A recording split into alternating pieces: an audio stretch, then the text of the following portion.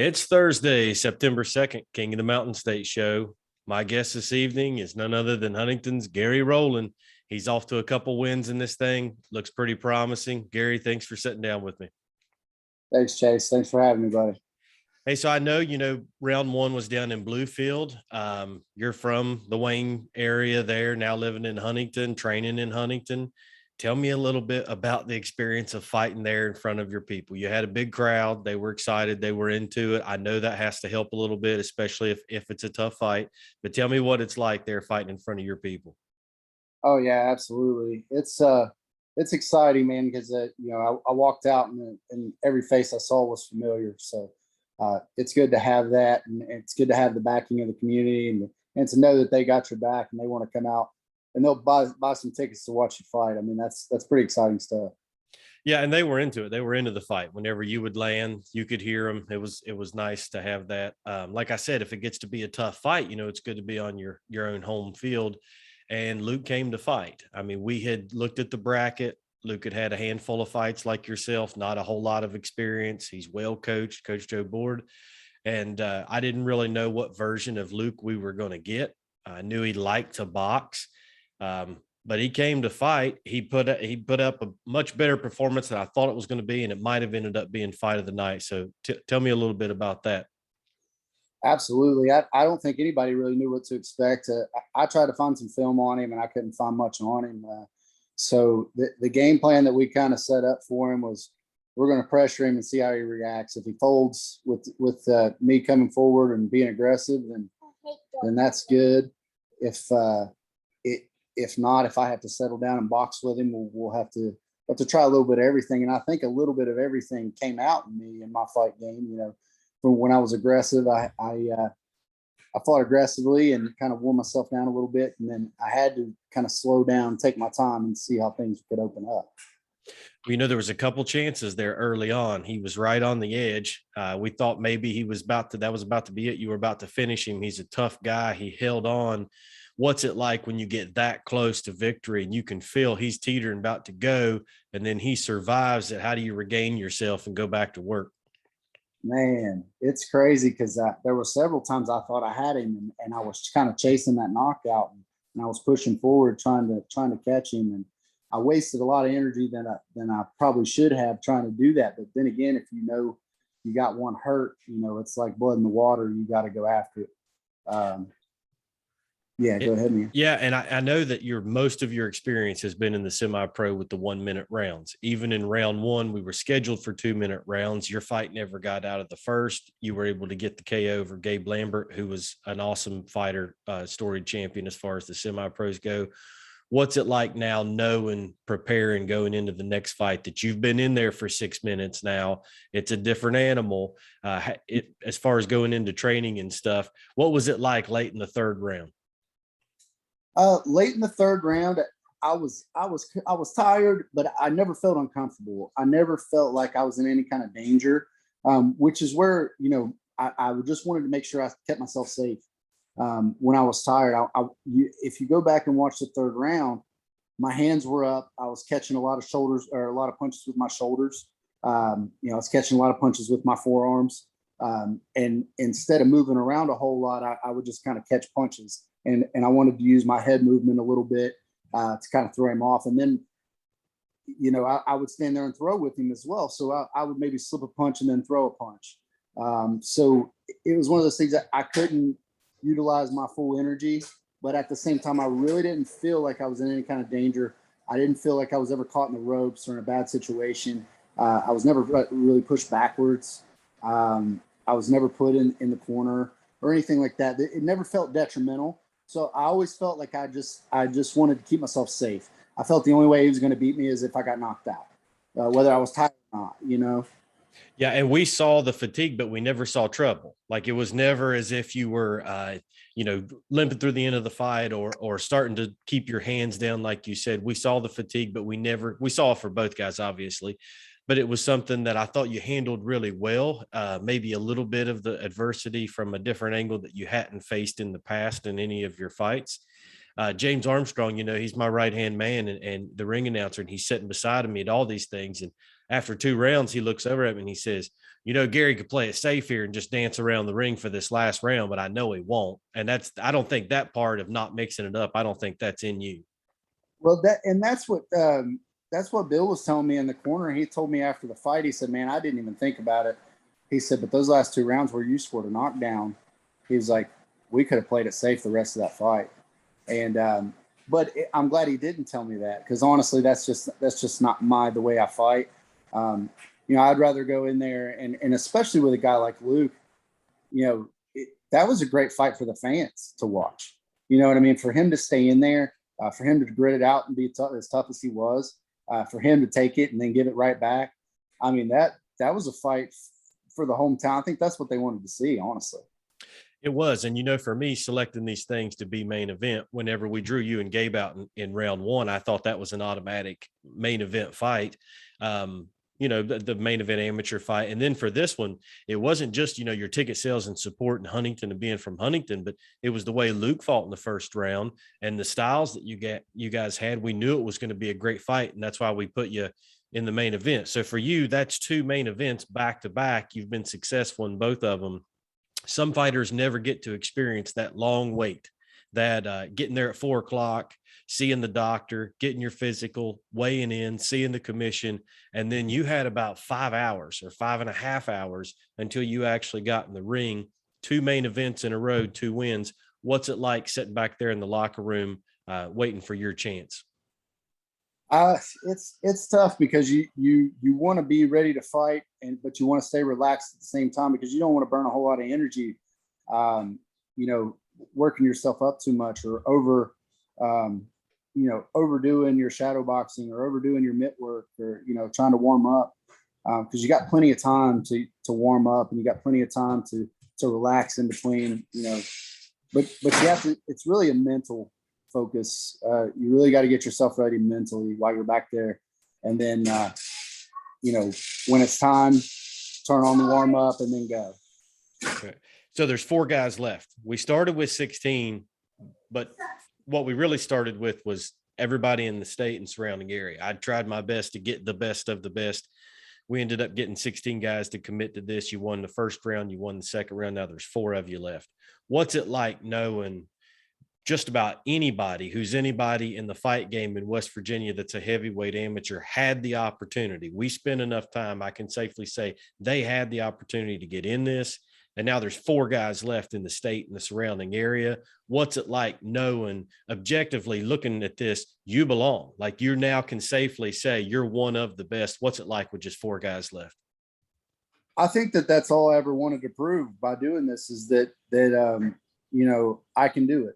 You know what I mean? A lot of guys, some guys have natural ability. Some guys are brawlers, some guys are boxers, some guys are this, some guys are that. I come into it, I'm 33 years old. I just wanted to prove that I was supposed to be here. You know what I mean? And that I could do it. I think going into that first Tough Man really shined a light on, man, I can do this, and I can do it at a high level. You know what I mean? If I really put some effort into it. So that's when I really started to train, and that's how I hooked up with Bill, and Bill got me into USA Boxing, and then we started going to some fights doing that, and I would just travel with him and spar around the state. So I think just it actually means a lot. It means that the hard work that I've put into it is coming to light. Well, Gary, you definitely belong. And you've proven that so far in exciting fashion against one of the tougher roads to the finals. I looked at it on paper, and, there were some guys now that we really have gotten a chance to look at them and to go through Gabe Lambert and to go through Luke Grizzle, and now to know who's still left on the other side of the bracket. Those are some big fights. But the next one, the only one that matters, is with Brandon Boggs.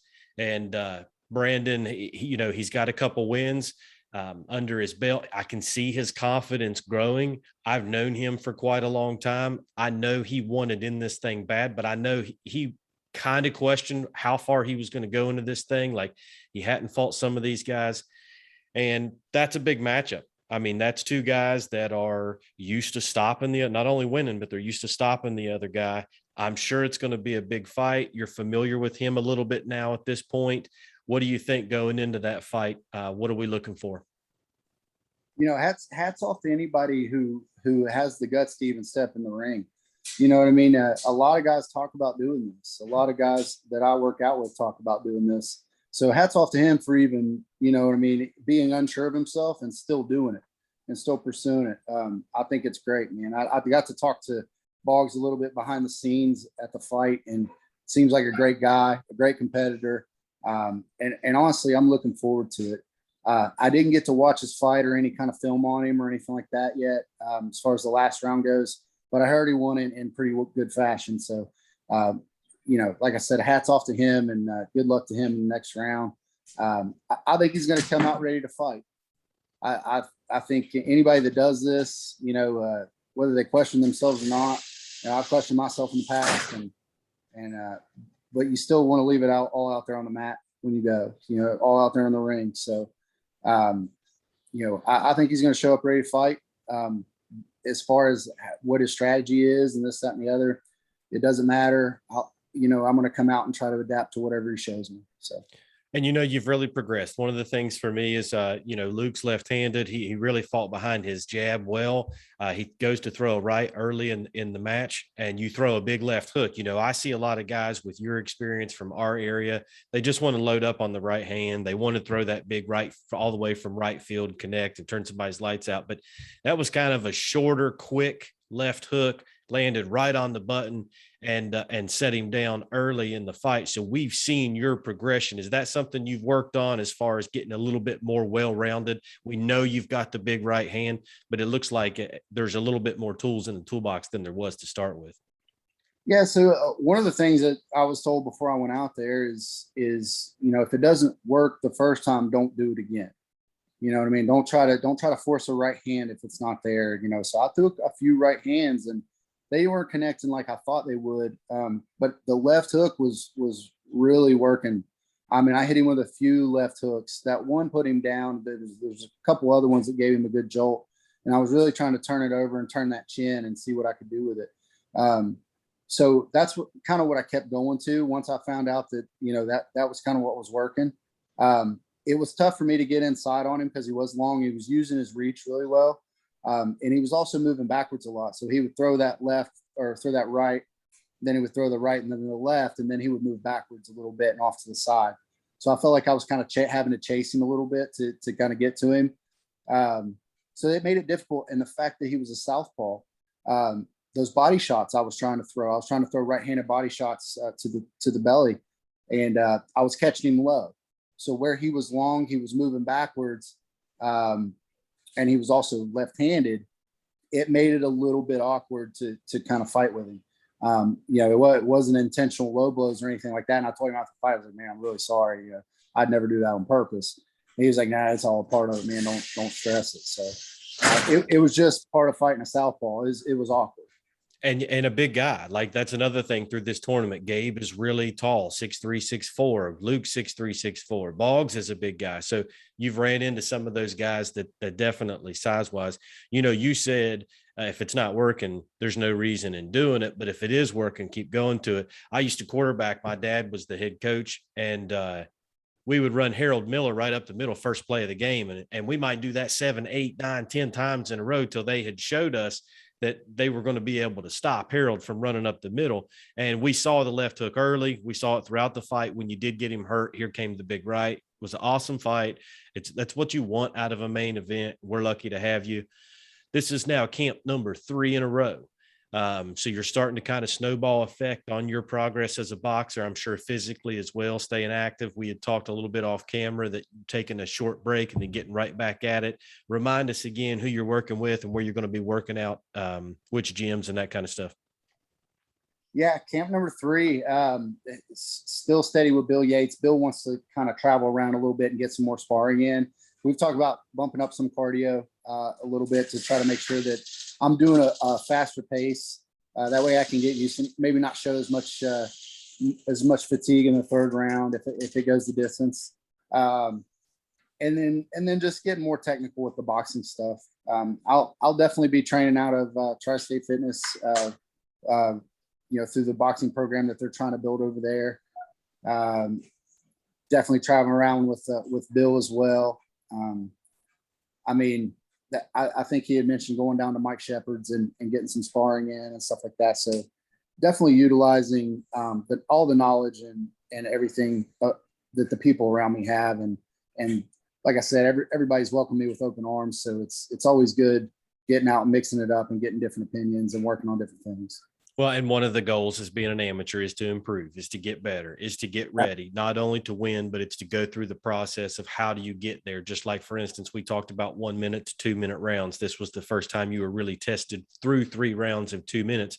Ultimately, at some point, you're going to be fighting 4 rounds that are 3 minutes each as a professional. Now that's the beginning. We're not talking 6-round fights or 8-round fights, but it's really fun for me. James and I have talked about it a lot. It's really fun for us to watch you go through this process from really raw to starting to really, get yourself ready for an eventual career down the line.